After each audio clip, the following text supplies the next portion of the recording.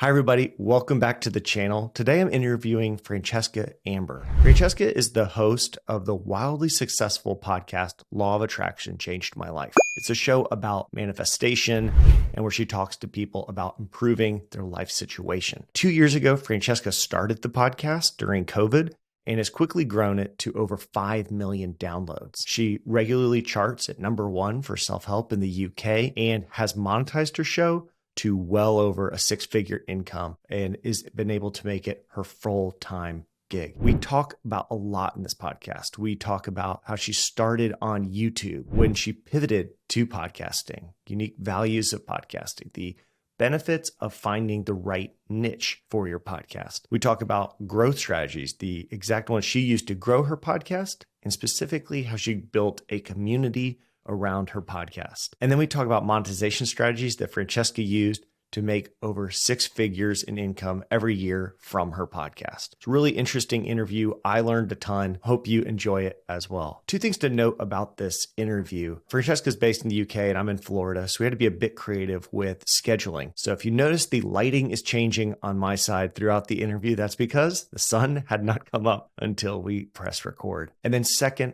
like many podcasters, Francesca does cuss in her episodes, and so we have not edited all of that out.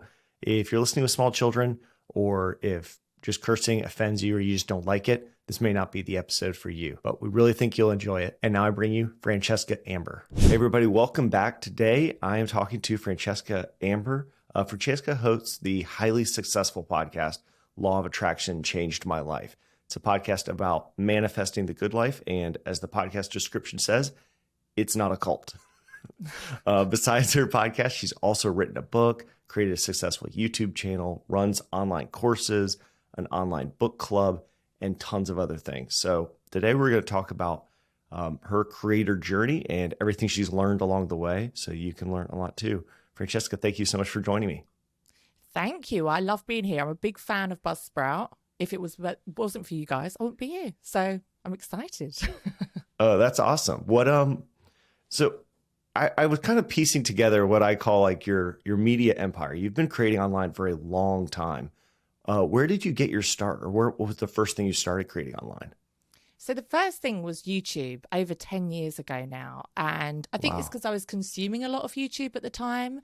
And I really just wanted to talk about the law of attraction, which back then, not many people were talking about. Only a handful of people you'd speak to would be like, oh, I've read The Secret. The Secret. But that was kind of it. It wasn't as mainstream as it is now. And so I just started to create weekly videos, except for when I forgot, of course, because I wasn't consistent back then, on how to manifest and how to use the law of attraction in your life in a very sort of crude, novice kind of way. But people loved it, and it grew steadily.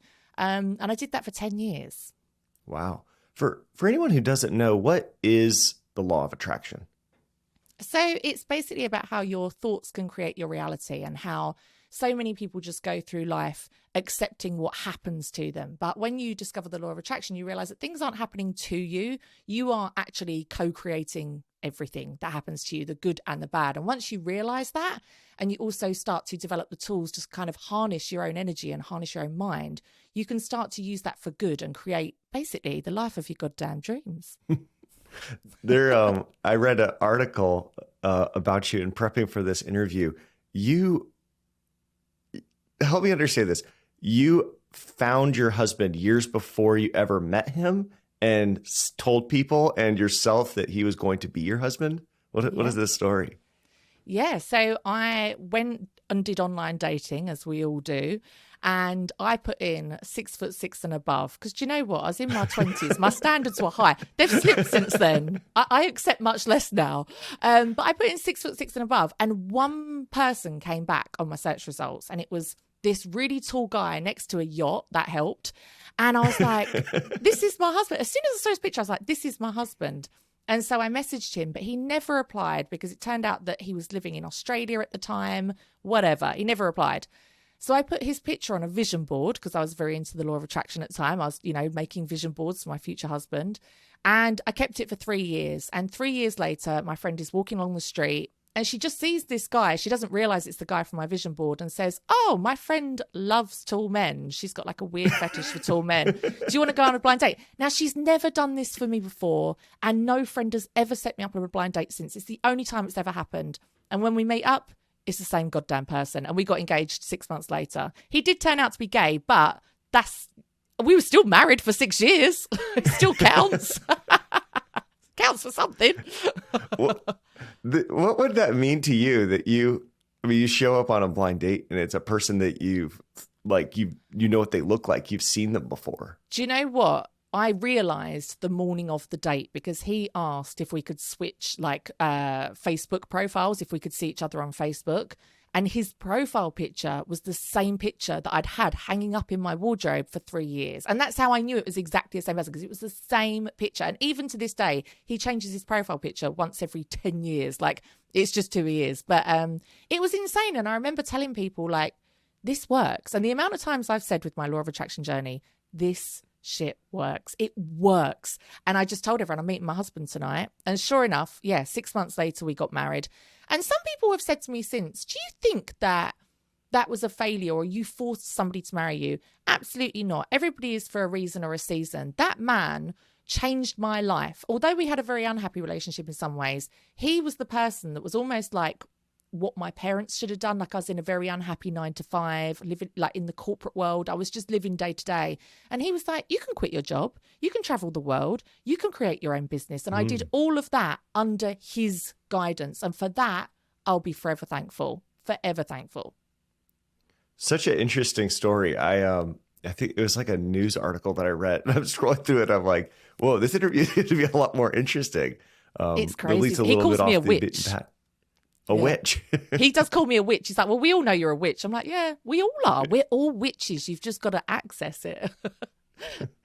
So going back to the YouTube channel, you started just because you were consuming YouTube. What helped you make that switch from being someone who's just consuming YouTube to somebody who is actually a creator? Well, I am a very creative person. By this point, I had already written a book.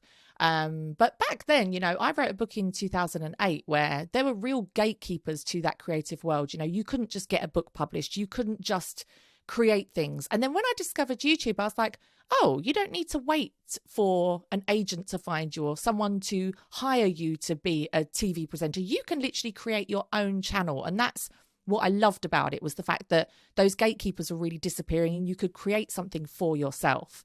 So I loved it.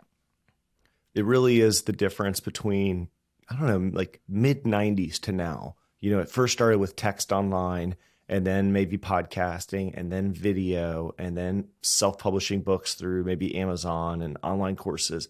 The world has changed very much from there is a sliver of people who get to decide what content gets created and gets distributed, because distribution was the choke point. And now anybody can go and start a TikTok channel, and if it's good, really start to take off. It's incredible. It's given us all the greatest freedoms. And that's what I love about Buzzsprout as well, is that it's such an incredibly easy platform to use. And, I found myself in lockdown, pregnant with twins, with nothing else to do. And I was able to create the #1 podcast in the UK for self-development that earns me more money than I've ever earned, just from using this one little free app. Like, you guys taught me how to use it for free. There's people that charge hundreds or thousands of pounds for courses on teaching you how to start a podcast. You don't need that shit. You just need to watch the Buzzsprout videos. It takes about 10 hours. You need to dedicate a day to it. And then boom, you're done. And I love that. We can all create whatever life we want from our home. We don't even need to leave our house. Well, that is a amazing testimonial. We'll need to put that into a commercial someday. Take me from this YouTube channel. You start building a YouTube channel that's really taking off.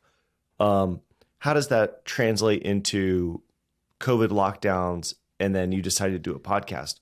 Why did you not stick with the YouTube? Well, there were several reasons. One was that I had a daughter, and as a mum, I didn't have the same amount of time as I used to have. So setting up a camera, setting up the lighting, you're a man, so you won't understand this, but like doing your goddamn hair and makeup, it's just an effort. And I just found that trying to find the creative resources in my brain to think of what you wanted to do for the episode, to put it together, to articulate it was one side, but then actually looking like a human as well, like, and not just be sitting there in my pajamas was like a whole different aspect. And it was too much. But the other side of it as well was I was no longer consuming YouTube. So I'm very, like, with young children, I don't really like to be looking at my phone. I try to not look at my phone as much as I can. And something I love about podcasts is that you can listen to a podcast whilst you're cleaning. You can listen to a podcast whilst you're feeding your children dinner. You can do it whilst you're driving. You can do it whilst you're in the bath. It doesn't take away your focus or your time. And that's what I absolutely love about it. And I just decided, like, there was a point where it was like, yeah, it's about the hair and makeup, but also it's like, I don't want my listeners or my viewers to be ignoring their children in the corner and sitting, staring into a phone. I didn't want that. I want my listeners to be listening to what I'm saying. You know, we do a lot of stuff about energetic cleaning and cleaning your front door and cleaning your window and things that actually raise your vibe and make you feel good. I want people to be doing that or getting out for a walk in nature whilst consuming my content. And so for me, and I'm a massive fan of podcasts, so for me, that was the only way forward. And I just stopped YouTube completely and changed to podcasting. Wow. Yeah, I really feel what you're saying, because podcasting is one of the few mediums that accepts that you have a life outside of the media you're consuming. Yeah. Netflix wants full attention. Books, you need to be focused and staring right into the book. When you're watching any sort of social media, the entire goal is to keep your attention as long as possible. Yeah. And podcasting is saying, I know you do other stuff. That's cool. We're just gonna be talking in the background. Yeah. And, you know, I grew up, you know, the United States, a little bit different. We drive everywhere. And so we used to do long road trips, you know, 8-9 hours, the whole family in the car. And we listened to audiobooks. And what was wonderful about it was that it was a family shared experience. We weren't all individually staring into a device. Weren't iPhones back then, but you're not staring into a device. You're not separate. We all were listening to the same book. And podcasting still allows us to do that, even if maybe some of your younger children don't catch all of the topics that are being discussed. They're being introduced into an adult conversation. Yeah, definitely. And actually the amount of listeners that say to me, I listened to this with my mum, or I listened to this with my daughter, and it's something that they can bond over. That's amazing. And like I said, again, it's just not you sitting looking into your phone, which I love. So you're pregnant with twins, you have the lockdown, and you decide that podcasting is for you. What does the beginning of your podcasting journey look like? So yeah, I had basically nothing to do. I was very, very bored. And my sister was the one that just kept saying, I don't think you should give up on Law of Attraction. Changed my life. So many people loved it. You loved doing it, but just do it as a podcast instead. And so I'm a massive technophobe, huge. And so that put me off. And I joined a free webinar type thing with this online person that was like, I'll show you how to start a podcast. This girl did not show you how to start a podcast. It was all one big advert to sign up for £600, and basically she'll teach you how to start a podcast. And so I just started Googling during this webinar, and I was like, what is the best host in the UK? Like, what should I use? Because I had no idea. And Buzzsprout just kept coming up time and time again.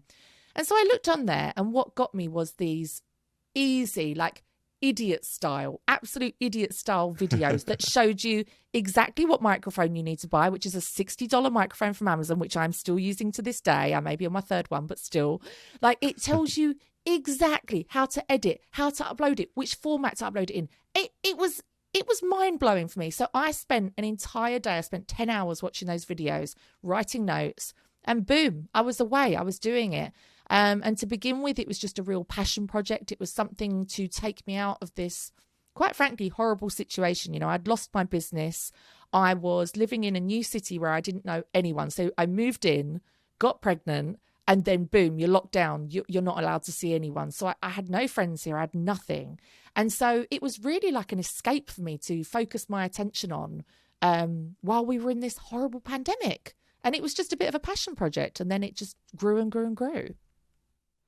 One of the things I love so much about creating content, especially even the content that we create for Buzzsprout as our marketing channel, like our YouTube channel and just any blogs or anything, is that you can just pour a ton of work into something and then give it away. And if it's good enough people will find it, that now it makes sense for you to have spent, 4 months working on an online course, or months and months recording a few videos, or years working on a podcast. Those numbers start to make sense once you get to a certain level of quality. When we had to record things for just a handful of people or go give a seminar to maybe 100 people, the numbers just don't add up. But YouTube and podcasting and just online creating really changed the numbers quite a bit. Yeah, of course, because it's accessible to pretty much everyone except for my own mother, who still can't work out how to access podcasts. She's still never listened to a goddamn episode, but there we go. But yeah, it's accessible to everybody. It's free. And I remember when you guys created those videos, you were saying, make sure you do a podcast about something that you are truly passionate about and you can speak about for a long time. And I think that is a common mistake people might make, is if you are in the phase of having a baby, you ain't going to want to talk about having a baby forever. If you are, I know some people do them about grief and stuff. You don't want to talk about grief forever. But I knew that talking about the law of attraction, something that I'd already spent 10 years creating content about, was something I could talk about all day long. I could talk about it till the day I die. And so it just kept going. And like you say, those numbers just went up and up and up. And my library was building. So not only were people listening to the new episode I was bringing out each week, but people were always going back and discovering the podcast and starting from afresh. And I've still got people now that say, I discovered your podcast last week and I've listened to all 113 episodes. And I'm like, good God, do you not work? But yeah, so it's amazing that it's this whole resource there now that, yes, I do create online courses. Yes, I have a Patreon book club that's, a paid subscription. I have all of these things. But if you have nothing right now and you just want to consume free content, it's all there. It's all there. There's so much value there. Yeah. So I haven't introduced this yet, but you have already hit 5 million downloads in 2 years. Yes, bitch. What are you saying about that? Is that good? Because I asked Marshall, I was like, am I one of your best podcasters? And he would say, Marshall owns Buzzsprout, doesn't he? Does he own it? He's one of the co-founders, yes. One of the co-founders. And I was like, am I your top podcaster? And he was like, I hate to tell you, but no. But he's like, but you are one of our fastest growing. So I'll take that. I will take that. Yeah. 5 million downloads in 2 years is exceptionally good, especially some of the fastest growing are like the celebrities who are already a celebrity. And then they're like, oh, I'm talking to my celebrity friends on a podcast. Yeah. And so, yeah, when Will Smith starts a podcast, people know who he is already. For people who don't have this massive celebrity presence, to go and start a podcast and grow this quickly is really, really uncommon. So what do you attribute to your success? Shall I tell you? It's the law of attraction.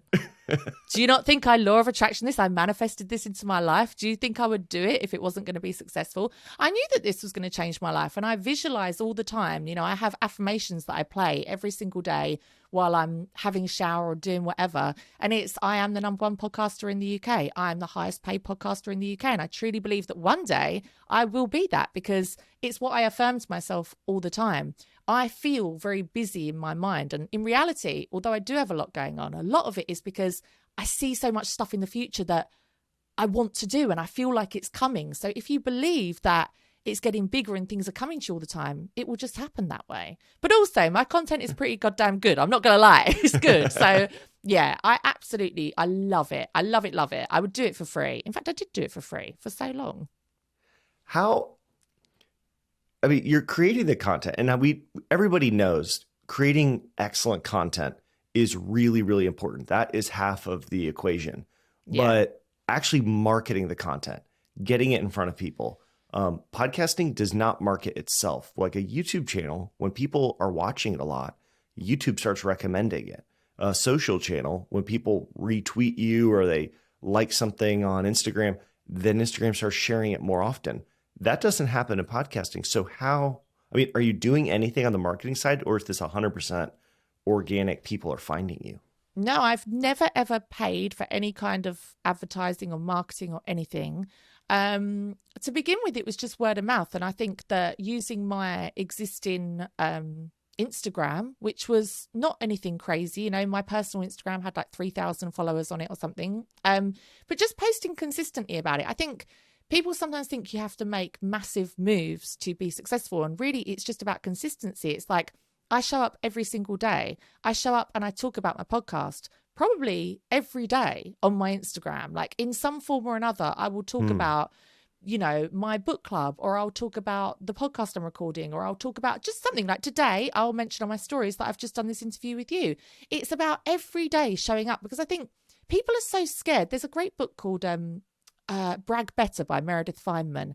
And I listened to a podcast with her, and she said people mention what they have once, and then they feel like everyone's going to be sick of them, or they'll be bragging if they talk about it too many times. But the thing is, every time you mention something on your social media, only maybe 1% to 10% of people are going to see it, right? Out of that half the people have probably got a screaming child in the background, won't even hear it. Half of them will forget it. So you have to mention what you have to offer repeatedly every day. It has to be your obsession. This is not just my passion, but my obsession. I talk about it constantly. And it is, I think, because it is such a big part of my life. I do a self-development book club as part of the podcast, and that in itself is its own podcast.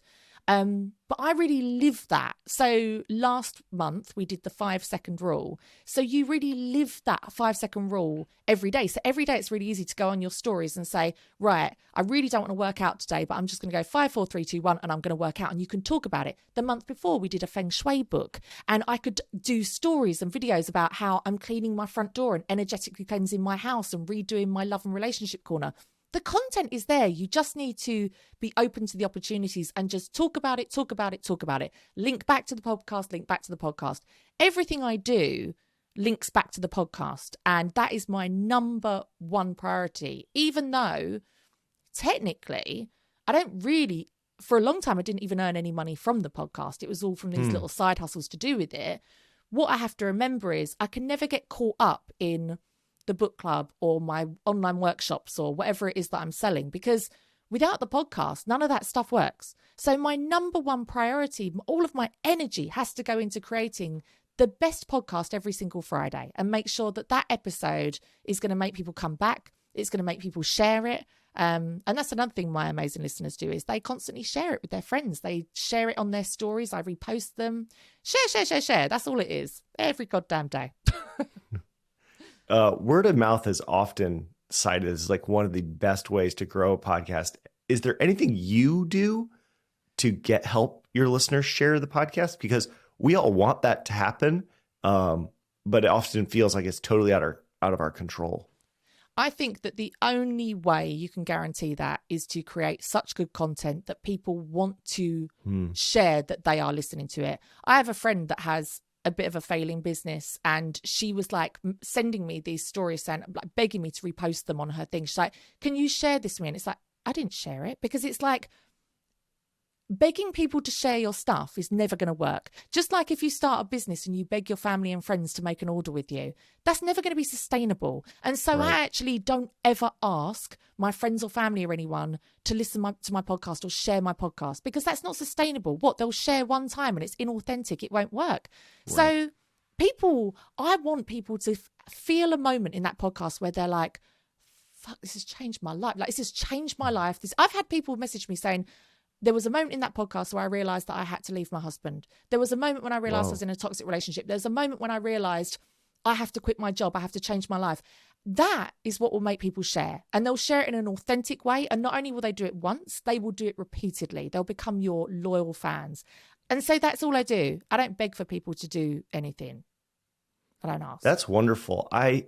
One of the pieces of advice I often give, like kind of related to this, is when you're picking your topic, the topic for your show has to be so honed in, like very specific. You know what you're teaching, you know what you're discussing, so that when somebody is listening to you, they go, oh, this podcast is for my friend Jeremy. I got to go tell him about it, because we've talked about the law of attraction. And so I know I've got to share it with him.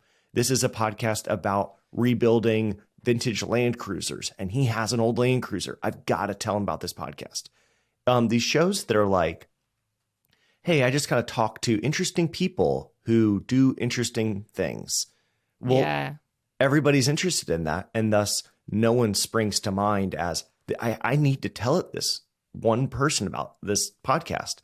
But when the more specific the show, the more recommendable it really becomes. I agree, but don't you think, I think people are scared of niching too much. They're so scared because they don't want to shut people out.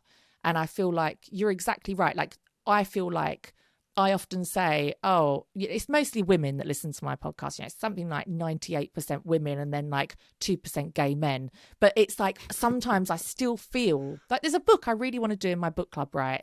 That is all about how to manifest using your menstrual cycle. It's all about periods. But I know I've got, out of the 3,000 members, I think I've got about 7 men. And I'm terrified of ostracizing them. But the reality is, this podcast is by a single woman who is a single mother who has been in very difficult relationships. And the more that I talk about that, and sometimes I still get scared that I think, oh, is this putting people off that don't have children, that aren't single, that aren't women? You can't be scared of that because you will find your people. You will find your people more and more. And like you say, people that listen to it will say, oh, my friend Deborah's about to go through a divorce. She's like doing whatever. I'll recommend it to her. And so, yeah, I think even me, like I still get scared to niche down too much and ostracize people, but you have to really.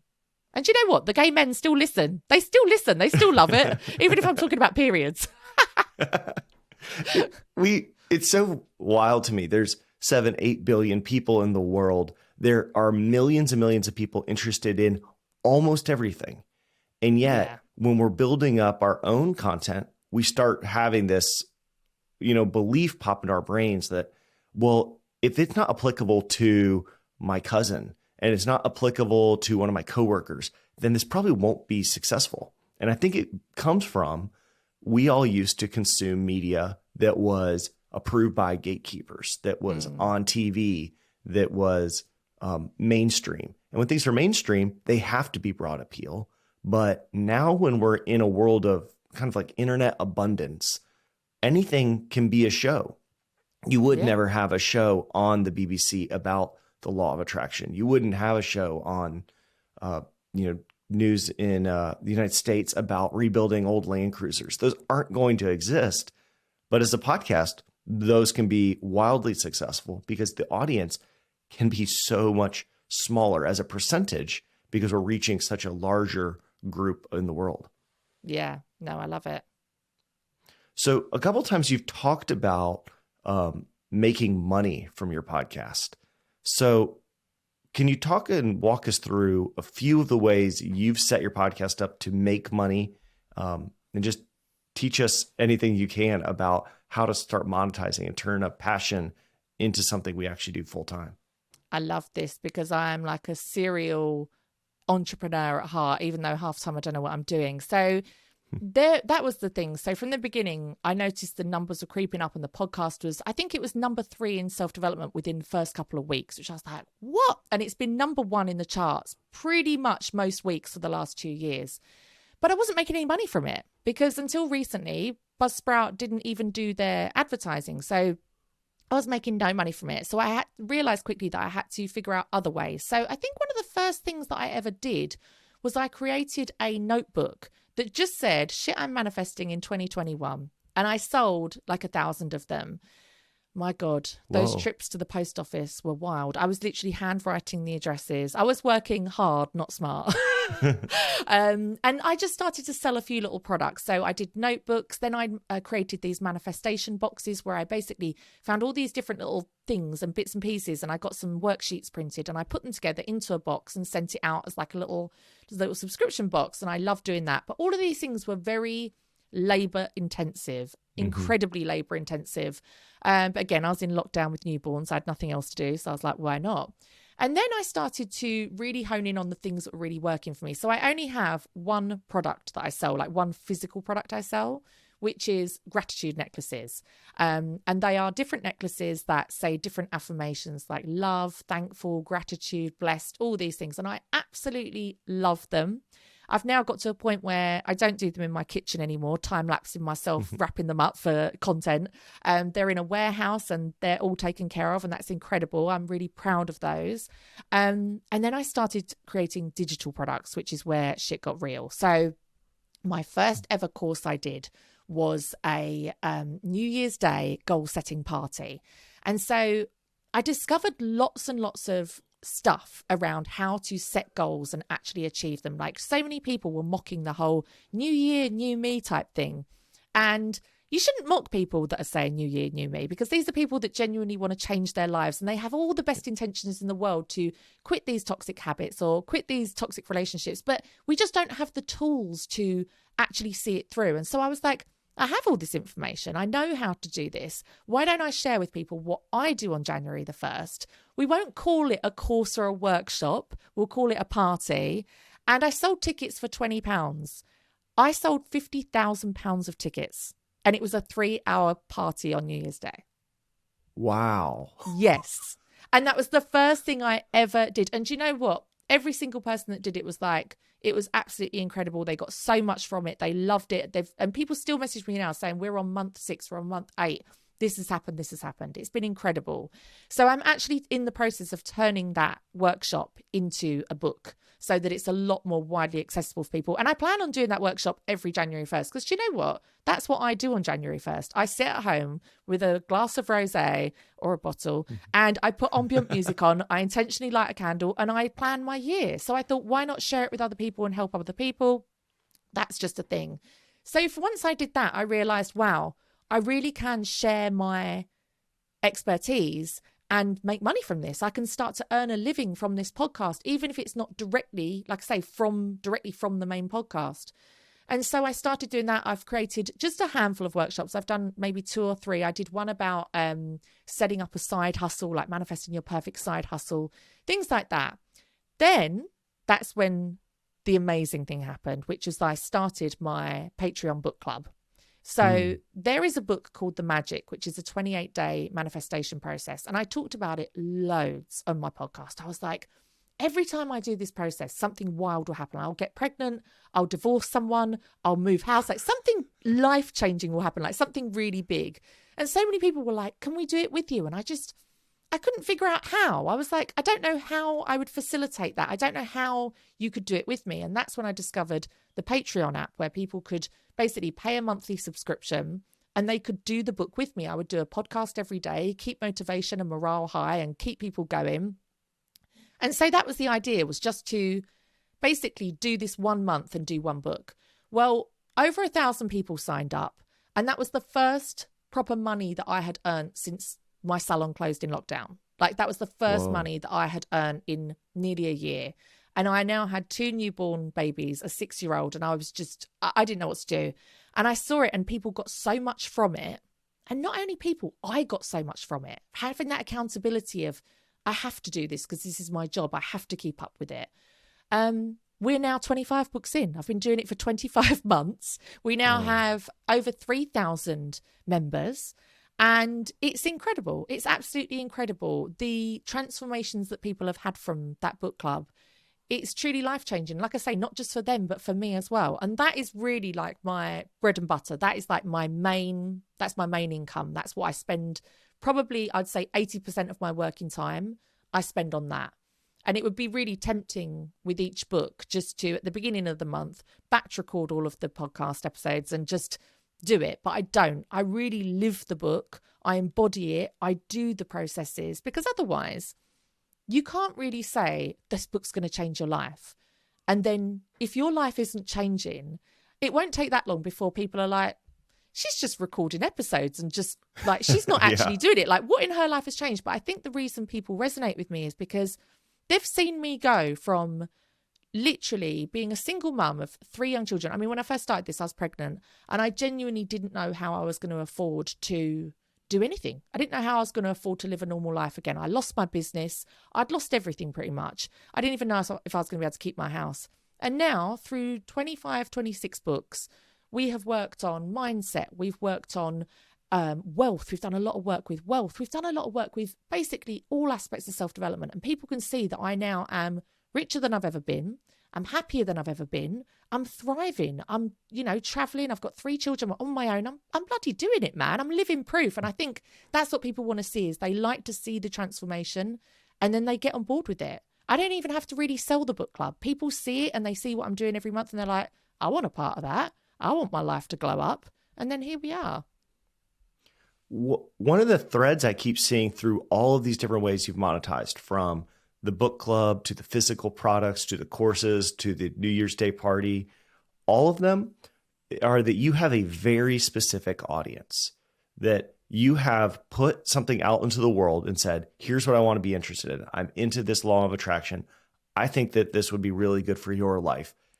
And the people who are interested in that find you. And then you say, okay, we've now built a community around a specific idea. So this makes sense for us all to have the same workbook or the same journal, or the type of jewelry that I would like is actually the type of jewelry you like. You've created a validated audience that things that they will probably find valuable. And so when you start posting things like, hey, we're going to try a book club, that you can actually get 1,000 people to join. If I started a book club right now, I have not built a community around books or around a specific topic. And so the chances that I would get 1,000 people to sign up is 0. And so I love how kind of building the podcast and building the Instagram community have really easily moved right into monetizing all of this audience. Yeah, and I think that only works if the community is genuine. And I think that there's a million books out there and there's a million posts on how to build a community. Mm-hmm. But you can only build a community if your intentions are pure. When I started this, I was finding lockdown hard. And I just thought, I do know tools to help get myself out of this. I'm sure this could help other people too. And I think it's through genuinely wanting to help other people, especially people that are similar to you, maybe single mothers, people in the same situation. I think that is what genuinely builds a community. And do you know what? The community, especially the book club community, are incredible. There's a woman that recently, whilst doing one of the books, realized, I need to leave my husband. Like, this is a really toxic relationship. I need to get out with my children. The book club members fundraised over $3,000 to help her leave her husband and to get out and to go to a thing. And there's people that can't afford the book one particular month. Other people will say, give me your address. I'll send you a book. I'll buy it on Amazon and I'll send it to you. That is the kind of people, I do in the name of the book club bitches. That's what we call ourselves, book club bitches. I do a charity donation every single month to a different charity that kind of resonates with whatever we're doing. That is the kind of community that we've built. And I think a part of that is you have to be really real and honest. And I have been through a goddamn journey with these people. And I think because particularly the Patreon, it's behind a paywall. You feel like you can be a little bit more honest with people. And, people have seen me cry and be genuinely like devastated to go through the hardest of times. And I think if you're honest with people and you're not just sitting here saying, if you do these 10 tips, you can have a yacht this time next year, or you can buy your dream house. I'm not saying that. Sometimes I'll say, this shit is not working for me. I feel really down. Hasn't worked. This is where my life is going badly. This is where it's going well. People respect that. But that has to be a two-way thing. And I respect them as well. I will never sell something that I don't feel is genuine or good for them. I'm not going to suddenly start doing really high-priced, things that I don't believe in. I just don't. Even down to the things that I do affiliate marketing with. The only things I promote are things like HelloFresh, which I genuinely think have taught me to cook and helped me to improve my health. And these vitamins called Better You that are like oral sprays because I've got Crohn's disease and I can't digest vitamins through my stomach. It's the whole thing. It's like things that I see them and I'm like, that would really help people. You're never going to find me doing an advert for vaping. Do you know what I mean? It doesn't matter how much money it is. I just won't. So I think that respect goes two ways. If you respect your community, they will thank you forever and they will pay for things and they will be happy to be a part of it. But that respect goes both ways. I have to respect them as well and not ever try and push something that I don't believe is good for them. Yeah, I think that is so important. I mean, we've seen in podcasting people who do kind of go on this fake journey for a bit. You can't really keep that up a whole long time. If you're doing 45-minute episodes every week, you can only keep that facade up for some amount of time. After a few months, it's going to show through. Okay, that's not really who this person is. they're telling me to buy this thing, but it doesn't even look like they're actually using the thing they're telling me to buy. Yeah. Or they're recommending a course on how to do a particular thing, start a YouTube channel, but they don't even have a YouTube channel. And all the kind of just the fakeness starts to really show through. And what you end up with is an audience that's churning through pretty quickly. You might be getting a lot of new people, but as soon as people kind of see through the lies, they just move on and they go, okay, this was all a scam the whole time. It's much better to really be living and telling authentically, like, here's what I'm interested in, and trying to teach. When you're doing that, you're going to attract people, and then they will not end up leaving to go somewhere else.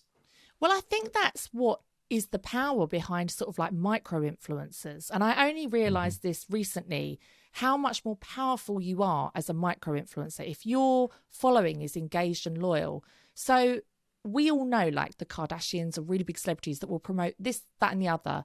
And actually, I bet their follow through rate, like, is really low compared to, you know, because people are just like, oh, they're selling another thing. And I realized this when I had a really, really big guest on my podcast. She had like 1.2 million followers. And in my mind, I was like, oh my God, if even 1% of her followers listened to the podcast, and then my numbers would be bigger than ever. And even if 1% of that 1% joined my book club, I'd be a bloody millionaire. And actually, what happened? Nothing. Having that person on my podcast with 1.2 million followers, I had no higher engagement than normal. I had no higher sales than normal. Nothing happened. And I realized that's because the people that follow someone that's been on reality TV, or someone that's, you know, Kim Kardashian, I think I might follow Kim Kardashian. Am I super invested in everything she says, and would I buy everything that she promotes? Hell no. But if I'm following a small podcaster, you know, I can think of several podcasters I follow who are, you know, under 100,000 followers. If they suggest something, I'll probably go and buy it, because there is just that realer connection. And I'm already thinking there's a podcast called Natch Butte. There are several things that she has recommended that I've gone and bought. She's got like 26,000 followers on Instagram. And I think that that is a lot more powerful than someone like Kim Kardashian doing a sponsored post. How many people really click through? I don't know. Yeah, I mean, what you're hitting on there is we follow people for different reasons. So there's some people that you may follow just because they were kind of wild on that reality show you watched, and you're just kind of like watching the drama. You're not actually listening to what they have to say about the world. There's people you may follow because they're really attractive, and so you're just trying to see what tips they have for being attractive. And then there's other people you're paying attention to because you know they have excellent taste in books, or they're really, really good at something you're trying to learn. And those are the people who are going to have influence over purchasing decisions. And so, again, this kind of comes back once again to picking the right niche, the right thing for you to talk about with a podcast or any other creation. Really opens up a lot of doors later on, because you really identified an audience that you want to speak to. Yeah, that's true. One of the things, I don't know how comfortable you are with this, so you feel free to shut it down and we can edit it out. Okay. Of all of the different areas that you have monetized, can you talk a little bit, maybe not in exact numbers, but like order of magnitude? Which of these have been most successful, and which of them have been, it's nice that you set it up, but they're not the main drivers of income? So one of the books we did actually was called The One Thing. And it was all about how we dilute our energy and our focus over things. Whereas if you actually look, quite often one thing will earn, say, 80% of your income or 80% of your results. And so in the process of doing that book, I was like, right, I need to relook at things. And I found that I was spending a lot of time creating content around my gratitude necklaces. Whereas in reality, my gratitude necklaces probably make me £800, £1,000 a month, you know. Whereas my book club is like my real, you know, that is my main thing. That was earning me, I mean, right now I think it earns me £27,000 a month. And that's on a consistent basis. It's been over £20,000 a month for over a year now. So that is my real, my main focus, my main priority, because it's very consistent. And I think that speaks for itself, that of course people are always coming and going, but there's a real constant fan base there. There's constant members that are not leaving because they're seeing the changes in their lives. And it is a real, do you know what? It's it's such a bloody genius idea, even if I do say so myself, because everybody wants to read books, right? And it's a very different hobby. One hobby is buying books. It's a completely different hobby to actually read the books and to do them, you know? They're two completely different things. And so many people have good intentions that they want to read a self-development book, but we just don't. And I was included. I didn't. I said, I've got 3 young children. I haven't got time to read a book. So finding something that will capture people's imagination and they want to listen to the podcast, they want to be entertained, and so they will keep up with the book because they want to keep on with it. It's bloody genius. It's genius, and it works. So that really speaks for itself. But then, yeah, things like the Goals Workshop, that was incredible to do 50,000. I think I earned £50,000. That was in like 1 month. I released it 2 or 3 weeks before I actually did it. So that was incredible. But that's really like a one-off thing. It would have been really tempting to do a new course every 2 or 3 months, but I don't want to do that. Unless I feel called to talk about something, I'm not going to do it just for the sake of it. So the courses are incredible. Something that I released recently is Subliminal audios. So this has gone wild, right? See, have you heard about subliminals? No. Oh man, this is going to change Are your life. these like the tapes that you could get in the 90s on, like, it would talk to you while you slept so that you could lose weight or quit smoking? Yes, but they were affirmations. But do you know what? They worked. They actually do work. There's a lot of scientific evidence behind them. Google evidence of subliminals. Do you know there are huge companies? I think Apple used subliminals. McDonald's used them in their advertising. There's quite a few. If you Google it, there's a lot of big brands that use them. It's illegal in certain countries to use them in adverts now, but people do. So basically, they're audios that are an hour long. And you can either hear the affirmations or you can have them subliminal, which is that the music is higher and you can't actually really hear them with like the naked ear, but they're going in subconsciously. And I have them on creating wealth, perfect health, fertility, finding your soulmate, happiness, success, all these different things. I've even got them for children to feel confident at school and be well behaved, like going to bed, eating their greens, all that shit that you want your children to do. And do you know what? I released those. They've gone wild. They sell about £20,000 a month and they are £3 each. Whoa. You do the maths. That's £20,000 a month. And they are literally, I can't actually work that out, but it's a lot of subliminals. And that again is one of those things where, number one, I wouldn't sell them if I genuinely didn't think that they worked and I didn't use them myself. Number two, the people are the best advertising. The people that buy them are my best advertising. I get messages every single day saying, you won't bloody believe it. I bought your wealth subliminal the other day. I've been listening to it every night. Today I got a pay rise, or today I came into whatever. I came up with a business idea and I'm now, whatever. And so I just screenshot them. I make them anonymous. So I get rid of their name and whatever and their profile picture. And I repost them on my stories with the link to it.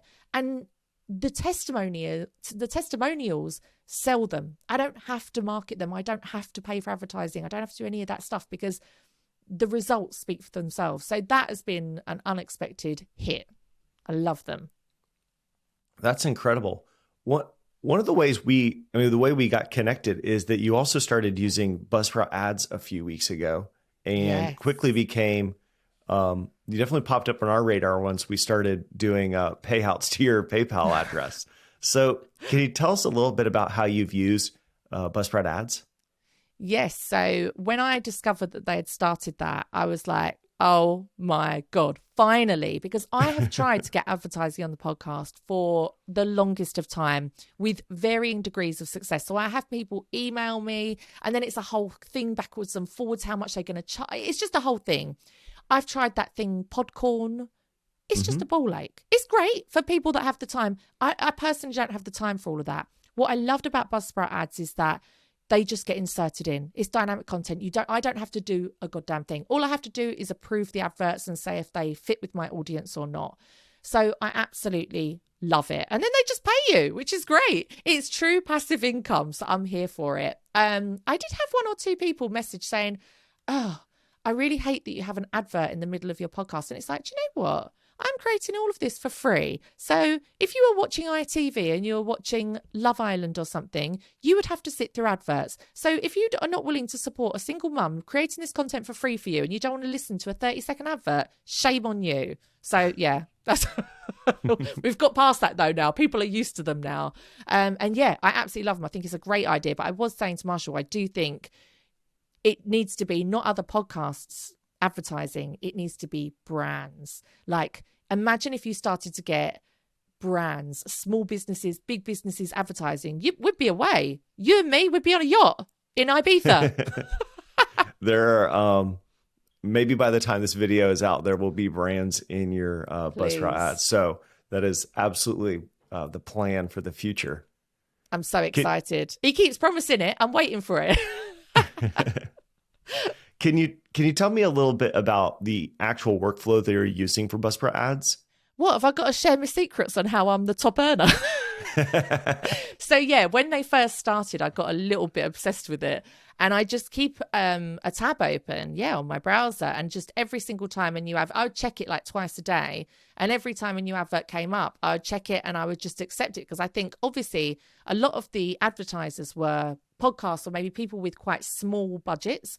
So I quickly realized that if I'm one of the first people to click on it, I'm going to be the person that gets those ads, because their budget is going to be gone in a certain number of days. So I was quite like, I was hot on like clicking yes, please on mine. And yeah, I think by the second month, I'd earned $5,000 in advertising, which was incredible to go from absolutely nothing. I think the first month was like $1,500, $1,500. That's not far off what I was earning in my first full-time job, 10 years ago when I started work. So that is not a small amount of money. And then, it went up to 5,000, and hopefully it will just continue to grow. Yeah. You mentioned a second ago about trying to work out advertising yourself. And so one of the things I know a lot of people are often weighing is when you do the advertisements all yourself, you source them, you go back and forth, you do a host-read ad, you bake it into the episode, you can often get a higher CPM, the actual amount paid per 1,000 listeners. But you trade that off with obviously the work spent sourcing those ads. How have you managed that trade-off? It is an absolute nightmare. Do you know what? I actually even hired a professional to try and get me sponsorship for the podcast, and she failed. She didn't get it. She did not get it. We could not find. There's something about my podcast that like I don't seem to get people wanting to sponsor or help. I don't know. We just found it really, really difficult. They want to know your engagement rates. They want to know this. They want to know that. It wasn't worth the amount of work for a 1 or 2 episode deal. What, for me to record 2 short no, it's just not worth it. So I kind of gave up, and my kind of midway thing was that I teamed up with a couple of brands to do affiliate marketing, and one of them was with you guys. If I recommend Buzzsprout, I think it's $15 or £15, which is amazing, because again, it's one of those things that I would naturally recommend. I talk all the time about if you want to start a podcast, use Buzzsprout. Like, I'm an idiot and I managed to figure it out in my little 10-year-old laptop. So you should be able to do it too. So I did it with Buzzsprout. I do it with HelloFresh. I do it with this other company that does vitamins, and that's a really easy way to do it. So with Buzzsprout, you can insert dynamic content. So I make a pre-roll and a post-roll. Don't know why you don't have a mid-roll. Don't know, but I don't know if that's coming. But I created adverts one time on there that were for not my own brand, but they were for these companies that I'd have affiliate marketing with. Then I would put a link in the show notes down below, and I would earn a decent amount of money from that. I did that with HelloFresh, and I would earn about £700 a month from doing that. So that was a great kind of midway solution until Buzzsprout ads came up. And I still do use those. I still do use the pre-roll and the post-roll for both those affiliate marketing things, but also for my own things. If I have a workshop that's a manifesting money workshop, I have a whole spoken advert for that. And I sometimes will put that as my pre-roll for a couple of weeks, and yeah, I see results from it. Yeah, the nice thing about using dynamic content over baking things into episodes is back catalogs account for a lot of podcasts over half of their downloads. Yeah. And so if you're going to just say, hey, I'm going to do this course next week, well, that isn't accurate for half of the people who ever listen to it, because they're listening to an episode from 2 years ago, and maybe it is something they'd be interested in. But now they realize, oh, I've missed out on this opportunity. When you're using dynamic content, especially when you're talking about timely things or advertisements, you can update the rates as your podcast changes sizes. Yeah. And you can let people know this is happening now. So no matter when you listen to this, it is true, like this course is happening next week.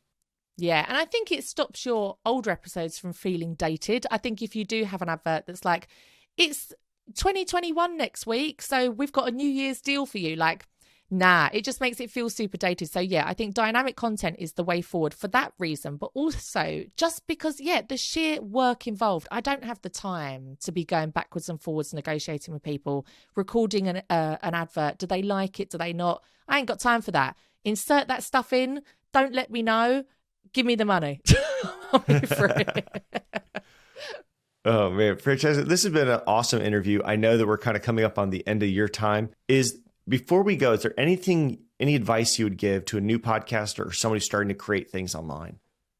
I would just say, number one, use Buzzsprout, because it honestly is I genuinely, touch wood, I've never had a technical issue with Buzzsprout ever in my life.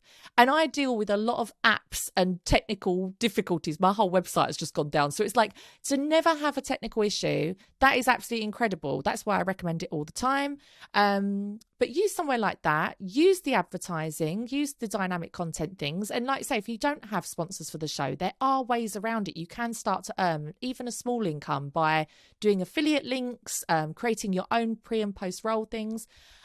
Create a podcast about something you're passionate about, because anything's exciting for the first week, the first 3 weeks. But you need to have something that when you are on your deathbed and you're really ill, or you've just got back from a 3-day bender in Ibiza and you just want to sleep, you've got to have something that you really want to talk about, and it makes you get out of bed and record every single week. Because if you're consistent over a period of time, it will be successful. It will be. You have to believe it will, and it will. So as long as you've got the belief and the consistency, Buzzsprout is the perfect partner to take you there. Because without that, like you say, the distribution, I could never get it out there. And don't think that by DIYing it at home on your own is ever going to hold you back. Because look at me, #1 in the UK for self-development pretty much every week. And it's just me at home doing it with my £60 microphone on a 10-year-old laptop. Look at me living my life. What am I doing? So yeah, just do it. You don't know how much joy it brings me to hear you say all that, but also that you are using the Samsung Q2U, which we talk about all the time. Yeah. So many people, they use the lack of specific tech to be the explanation for, oh, this is why I'm being held back. When really so many of the top podcasters are using really basic and cheap and inexpensive tech. All of the stuff, the microphone I'm using right now, this stuff is more expensive, but it's not needed. So I love that you're doing it with the $60 microphone and the 10-year-old laptop. That's incredible. Do you know what? I'm such a technophobe. I have a brand new MacBook that I'm using right now, but I can't switch from my 10-year-old. I can't because I'm such a technophobe. So because you guys told me to buy this microphone, that's what I'm doing. I'm still using it 2 years on. But that is genuinely what I loved about it, is it's so easy to give up when you hit a thing in the road where you're like, oh, I can't figure this out. I can't do it.